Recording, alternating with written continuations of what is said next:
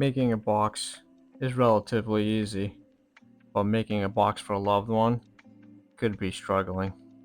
In this video, I'm going to be making a urn box for one of our pets that had just passed away. And I'm choosing some walnut with some maple for this project. I'm going to start off by cutting the maple into rough length that I need.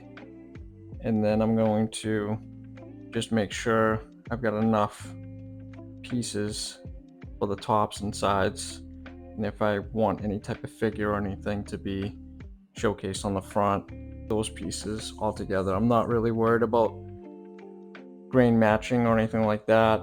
It's just more so aesthetically, I just want everything to look appealing. So I'm going to establish an edge just to make sure I've got a nice square edge first, and then I also milled it down to about 1/2 inch. I'm going to laminate 2 pieces of walnut because I need to make the legs about 1 inch thick to cut the custom leg designs out of them. Once everything's been acclimated for a day or so, I come back, look at it, make sure nothing really moved, and then I'm going to roughly mark out what my front sides are going to look like. I'm just going to cut everything to length, sides, fronts, and then I think I have an extra piece to cut the box top, which I'll get back to a little bit later. I left that at the 3/4 length thickness because I'm going to be doing something custom for that lid.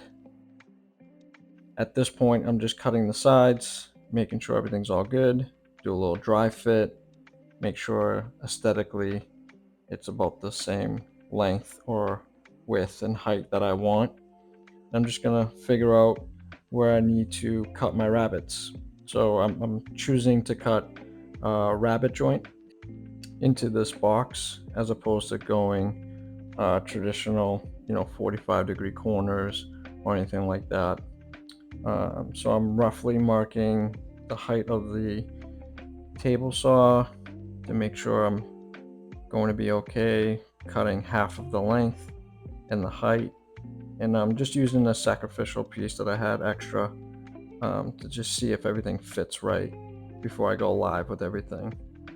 So now I'm just cutting the groove for the rabbet, and then I'll cut the whole thing out to the side and just make sure that it's still good and everything fits nice and tight. So once I get all this cut, I'll do one more dry fit and just make sure that everything is aligning okay before I move on to the next step. Everything seems to be pretty good. I'm pretty happy with the height and the width and length. Now I'm going to tape these up because I'm going to cut an arch on the bottoms of the box. Aesthetically, it looks cool. And the box inspiration really came from Newton Makes. I'll link his YouTube page down below. I downloaded this template, but I had to modify it a little bit because I wanted to make sure that the height was able to accept the ashes from our pet, and it wasn't going to be anything too tight or too shallow and not have enough room. So I taped everything up, and then I just marked it with a Sharpie and cut it on my bandsaw. Unfortunately, I didn't get the footage from cutting it on my bandsaw, but here's what it kind of looks like with the cut bottoms with the arches. Now I'm just cutting the grooves for the bottom of the box. So after taking everything out of clamps with the walnut piece for the legs, I am milling it and then cutting it down to roughly about 1 by 1, and that should give me plenty of legs. This is my first time really making these, so I want to make sure I had a couple extras just in case I messed it up, which I did off camera. I think this is my second set of legs I made. I ended up cutting the groove out a little bit too much, where they would sit up against each corner of the box. So again, the template that I have came from Newton Makes, and I modified the legs a little bit. think I made them a little bit taller, and what I'm doing is just taping everything up so I can kind of follow it with the marker, and I don't have to use the template at all. Once I get all 4 done, take it to the bandsaw, cut one side, and then what you do is you tape it back on so you get a reference point, because you just cut that piece out, and then you cut the other side, and you get these cool, this cool effect with the leg. And then I just take it to the oscillating belt sander and just make sure I get all those saw marks out.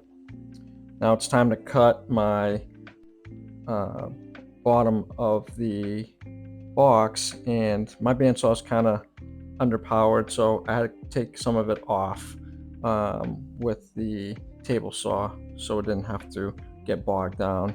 This really helps a lot with an underpowered saw, and honestly this is probably the 3rd or 4th time I used that bandsaw. I just got it a few weeks back and just trying to figure it all out.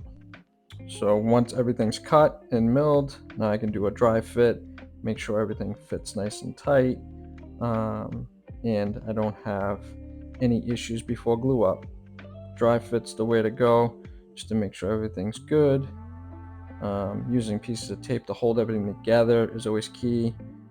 I'm kind of seeing the shape now of everything and what it's going to kind of look like put together, minus the legs, but everything's coming together pretty well. So at this point I'm ready to go with the glue up, and what I'm doing is I'm just putting pieces of tape on all the edges. Just because of the squeeze out, I'm not going to be able to get into those places to finish sand or try to clean up any squeeze out from the glue, so this is just going to help me later on with any of the cleanup from all that.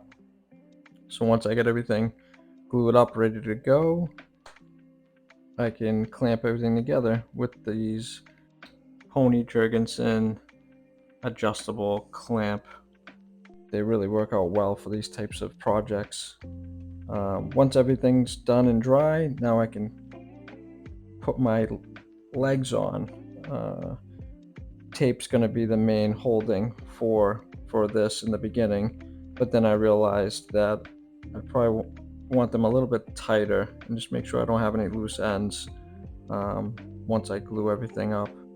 So I go back and I put some clamps on it just to make sure everything's nice and tight. And now you can kind of see what the detail is with those little legs that kind of raise up the box a little bit. Visually just makes it look a lot better. While that's drying, I'm moving on to building the top of the box.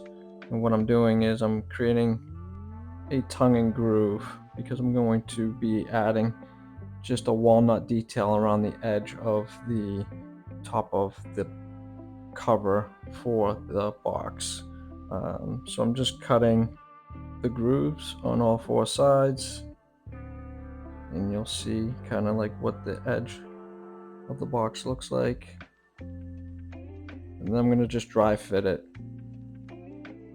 Once I take off all these clamps, ended up adding a lot more than I probably needed, but now you can kind of see what the box kind of looks like. And then I'll dry fit that top, and it's going to be a little bit tight at first.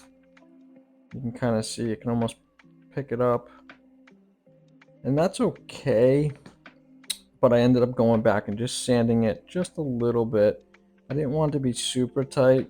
I didn't want to risk any type of wood movement or anything swelling up and then not being able to open it or close it for that matter. So once that's all done, I'm going to cut the 3/4 inch strips for the sides that I'm going to end up mitering. That will be the edge detail around the edges of the box on the top.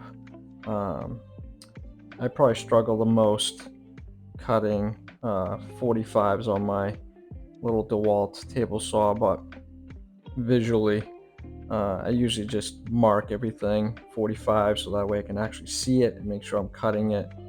If anybody's got a good trick or a good way to cut 45s, please leave your comments below. I struggle a lot with these. I probably had to redo one or two of them because I either cut them too short or try to sneak up on the cut, and there's just too much of a gap for my liking. So once all the edges are cut, I kind of just dry fit it. Notice that some of the tongues were a little bit tight. I'd rather have them a little loose. The Type on 3 will kind of swell the wood up a little bit, so I just want to make sure it's not too tight but not too loose. Once I glue everything up, I'm just going to use tape as a clamp here. That should be enough to hold everything in place while the glue dries. Now this is the first time I really made a box in this way, and it was a little bit intimidating, but if you kind of just map everything out, you know, measure twice, cut once, this process actually went pretty smooth. Like I said, I did have to cut my miters twice on two pieces that I messed up, but overall wasn't that bad. So now I'm going to design the top of the lid. I'm going to carve it on my CNC, and I'm just putting the artwork together, what I wanted it to look like in this on top of this box. And after consulting with my wife, we chose on getting rid of the last name and just putting our cat's first name on there with her birthday and the date she passed away. So now I'm just turning on my Onefinity. I've got a Onefinity Journeyman. I got about a year ago, and it's been a great addition to my shop. Here I'm just putting double-sided tape as a work hold on the spoil board, and I'm using a 60-degree V-bit from Bits and Bits to do this carving. Just gonna set my height. What I did was I set my 0 in the middle of the workpiece to ensure that it cut just on the maple. Once I get the file loaded, just hit send. So here it's cutting all the pieces. Once it's done, kind of see what the finished top is going to look at. Kind of with a little bit of a deeper carve. I'm not going to fill it in or anything. I'm going to leave it all natural, just because I like the way just the carve looks by itself on the lid. Kind of want to keep everything kind of just a two-tone. I don't want to add any more color to it. And then just the detail at the top of the box will look nice. So now I'm just going to dry fit it, see how it looks, make sure everything kind of looks nice, appealing, everything fits, nothing's moved. And here's the kind of detail shot of what it looks like with the lid on it in the carve. Pretty happy with it. I've done a lot of V carves on some projects, and I'm pretty happy with that 60-degree V-bit. Does a really good job, really clean cut. My choice for finish was Rubio Monocoat. Honestly, this is probably like the second time I've used it. I used it on a prior project, and I really liked the finish, and the smell is just incredible. If you've used Rubio, you know what I'm talking about. So I'm just going to put Rubio Pure on it, keep it simple.